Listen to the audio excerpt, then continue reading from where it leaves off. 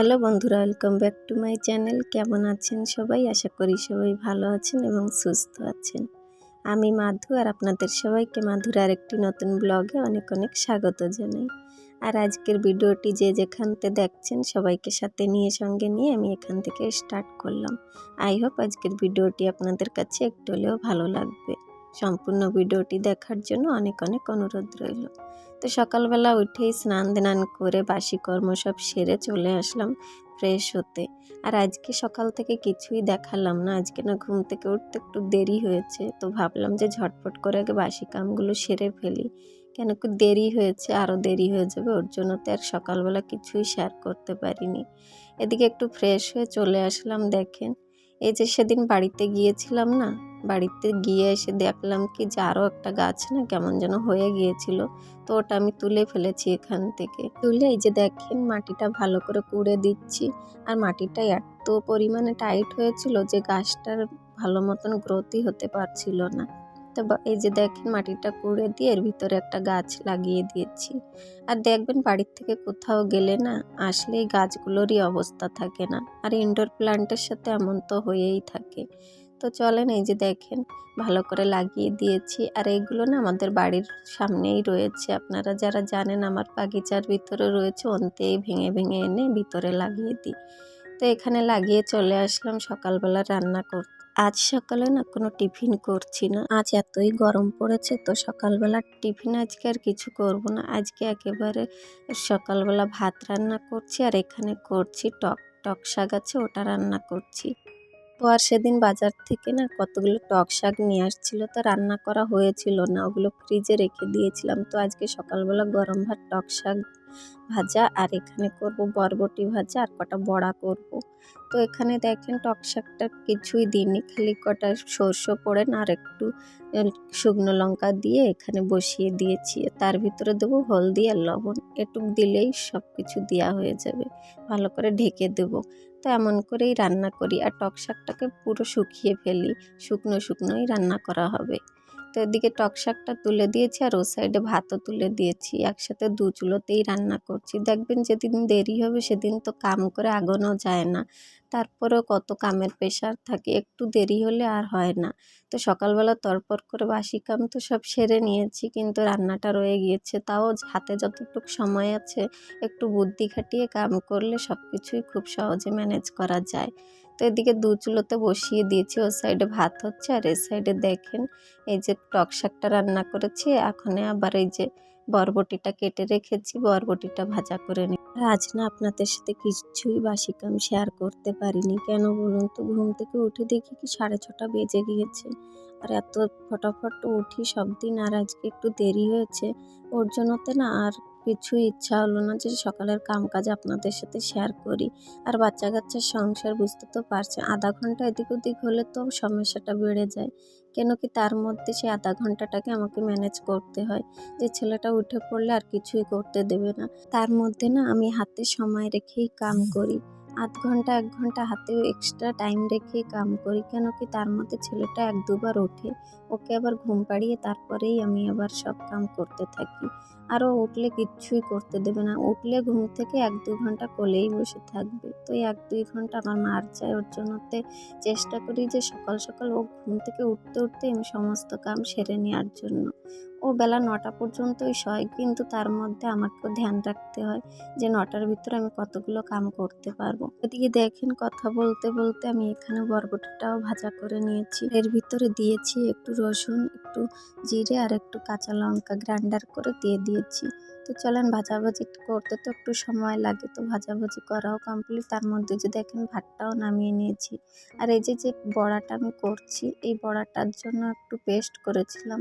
এখানে আমি দেখেন আতপ চাউলের পেস্ট করেছিলাম, তো একটু ছিল, তো এই পেস্টটাকে আমি আবার একটু চিনি আর একটু লবণ দিয়ে এখানে একটা পিঠা করে দিচ্ছি ছেলের জন্য, ও উঠে পড়েছে।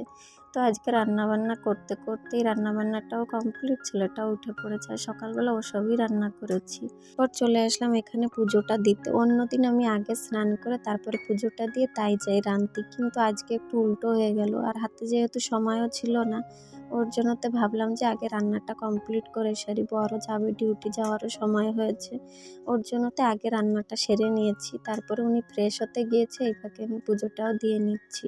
আর আজকে কোলে আমার ছেলে বসে রয়েছে, দেখেন ও কোল থেকেই নামতে চাচ্ছে না। ও বলেছিলাম ও ঘুম থেকে উঠলে 1-2 ঘন্টা ওকে নিয়েই কাটাতে হয়, আর ওকে সময়ও দিতে চাই, না হলে বাচ্চা কাচ্চা মানুষ তো ওর পিছনেও তো সময় না দিলে হয় না, ওরও রুটিন রয়েছে কিছু। তার জন্য তো আগে ওকে ঠান্ডা করে তারপরে সব কিছু করতে চাই। তো এখানে পুজোটাও দিয়ে নিলাম ছেলেকে নিয়ে, আর রান্নাবান্না নেই মানে আর কোনো সমস্যাই নেই। এখন আবার বেডরুমটাকেও পরিষ্কার করতে হবে, আজকে এখনও বেডরুমটাও পরিষ্কার করতে যাইনি আমি। তো চলেন, এদিকে আমার পুজো দেওয়াটাও কমপ্লিট, তার সাথে এখানে বরকে দিয়েছিলাম খেতে। তো দেখেন উনি খেয়েছে এই থালে, তো এই থালেই আমি আবার ভাতটা নিয়ে নিয়েছি, ওর জন্য তো একটু এলন ঝলন রয়েছে। তো এই থালেই বসেছিল, তা উনি খেয়ে পারেনি, তো এই থালে আমিই খেয়ে নেব। তো এই যা রান্না করেছিলাম ওটাই খাচ্ছি, আর এখানে আমি বাইরে বসেছি আজকে খেতে, ওনাকে দিয়েছিলাম উনি খেয়ে গিয়েছে, তো ওখানেই বসে পড়েছি। আর ছেলেটা আমার এখানে খেলছে, ওকে আগে খাইয়ে নিয়েছি। তারপর চলে আসলাম দেখেন বেডরুমে, খাওয়া দাওয়াটা করেই আজকে এসেছি ধীরে সুস্থে বেডরুমে। আজকে একটু কাম ছিল, যেমন এই পাখাটা পরিষ্কার করার ছিল, হোয়াইট কালারের পাখা, তো এই পাখাটা না 2 দিন পর পরই পরিষ্কার করতে হয়, না হলে কেমন কালো কালো হয়ে যায়। তো এখানে পরিষ্কার করে নিয়েছি, এখনও বেডটা গোছাতে বাকি। ভাবলাম যে আগে বেডটা পরিষ্কার করব, পরে আগে ফ্যানটা পরিষ্কার করে নিই। এরকম উপর থেকে যদি কিছু পড়ে, হয়তো কিছু পড়বে না, কেন বলুন তো? যেদিন আপনি পাখা পরিষ্কার করবেন না, একটা ন্যাকড়াকে হালকা ভিজিয়ে নেবেন, তাহলে যত ময়লা থাকবে ওতেই থেকে যাবে, তলে আর পড়বে না। আমি তো এমন করে পুছি, ওর জন্য তো কিছু পড়ে না, হালকা ভিজে কাপড়েই লেগে থাকে। তো আপনারা চাইলে এমন করতে পারেন, আমি এই টিপসটা জানি বলে আপনাদের সাথে শেয়ার করলাম। তাই এখানে দেখেন পাখাটা পরিষ্কার করে তারপরে বেডটা পরিষ্কার করছি, আর বাইরে 2টো বালিশ ছিল ওগুলোও নিয়ে আসছি। দেখবা বন্ধুরা, আমরা যদি সংসারের কামগুলো একটু তাড়াতাড়ি করতে চাই, তাহলে সকালবেলা একটু শীঘ্রই উঠতে পারলে সব কিছু সুন্দর করে গুছিয়ে নেওয়া যায়। জন্য তো একটু সকাল সকাল ঘুম থেকে উঠতে হয়। আর যেহেতু আমরা একা, সংসারে সমস্ত কাম আমাদের একাকে করতে হয়, ওর জন্য তো সকাল সকাল না উঠলে সমস্ত কাম টাইমের মধ্যে গুছানো হয় না। আর যেহেতু একা হাতে কাজগুলো করি, ওর জন্য তো একটু সকাল সকাল ঘুম থেকে না উঠলে না ঠিক সময় মতন সব কিছুই গুছিয়ে করতে পারি না। ওর জন্য তো না সবসময় চেষ্টা করি একটু কষ্ট করে সকালবেলা ঘুম থেকে যদি উঠতে পারি, তাহলে খুব সহজেই সংসারের কাজগুলো সময়ের মধ্যে করে নিতে পারি। আর যেদিন দেরি হয়ে যায় সেদিন তো ঘড়ির কাঁটা ধরেই কাম করতে হয়, কেন কি না করলে আর উপায় থাকে না। একে তো দেরি হয়ে যায়, তারপরে আবার ওই ঘড়ির কাঁটা ধরেই সব কিছু করতে হয়, সময়ের সাথে চলতে হয়। কেন কি যদি একটু এদিক ওদিক হয়ে যায়, তাহলে কোন সময় যে সময়টা চলে যায় তা ওটা আর কওয়া যায় না। ওর জন্যতে এদিকে কথা বলতে বলতে জামা কাপড়গুলো ভাজিয়ে নিলাম।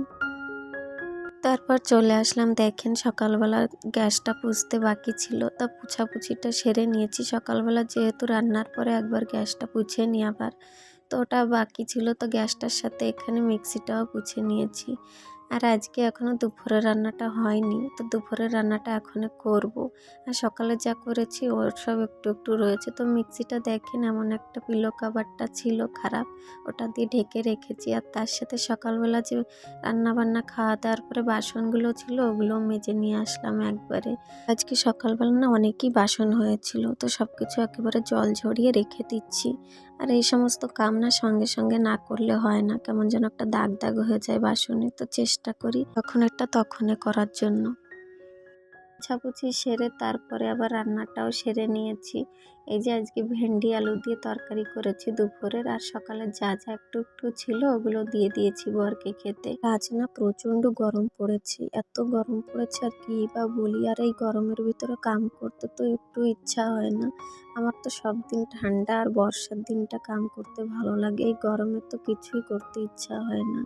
যা গরম পড়েছে মানুষকে একদম এনার্জি লো করে দিচ্ছে। গরমে কিছুই করতে ইচ্ছা হয় না বললেও আর উপায় নেই, কেন কি গরম পড়ুক যাই পড়ুক আমার সংসারের কাম আমাকেই করতে হবে। তো দুপুরে খাওয়া দাওয়াটা কমপ্লিট করে দেখেন এখানে বসেছিলাম। এখন ছেলেটার অবস্থা দেখেন, এ মাথাতে ও মাথা করেছে খেলনাগুলো দিয়ে। এগুলো প্রত্যেক দিন আমাকে দিনে 2-3 বার উঠাতে হয়। আর এখানে তুলছি বলে আমাকে তুলতেই দেবে না। আগে ঝুড়িটায় ভরেছিলাম, ওখান থেকে দড়িয়ে এসেছে ফেলে দেবে তাই। তো ঝুড়িটা রেখে হাতে করে করে তুলতে হচ্ছে আমাকে। না হলে দেখেন একটু আমার পিছে পিছে ঘুরছে, ওগুলো নিতে দেবে না। খেলবে না কিন্তু এমন ছড়িয়ে ছিটিয়ে রাখবে, ওটা ওর ভালো লাগে। আর আজকের এই ভিডিওতে যদি আমার কোনো নতুন বন্ধু থেকে থাকেন তাহলে প্লিজ আমার চ্যানেলটাকে সাবস্ক্রাইব করে দিয়ে আমার পাশে থাকবেন। আর যারা করে দিয়েছেন তাদেরকে অসংখ্য ধন্যবাদ আমার এই ছোট্ট পরিবারের মেম্বার হওয়ার জন্য। চাইলে ভিডিওটাকে শেয়ারও করতে পারেন, সাথে একটা লাইক কমেন্ট অবশ্যই করে দেবেন। আপনাদের একটা লাইক কমেন্ট আমাকে ভিডিও বানাতে আর একটু মোটিভেট করে। তো বিকালবেলা একেবারে দেখেন সমস্ত কাম কাজও সেরে নিয়েছি। এখন যাবো ছেলেটাকে নিয়ে একটু ঘোরাতে। তো আজকে ভিডিওটা আর বেশি বড় করলাম না। কেমন লেগেছে বলবেন কমেন্ট করে। আশা করছি ভালো লেগেছে। সবাই ভালো থাকবেন, সুস্থ থাকবেন। দেখা হচ্ছে আরেকটি ব্লগে।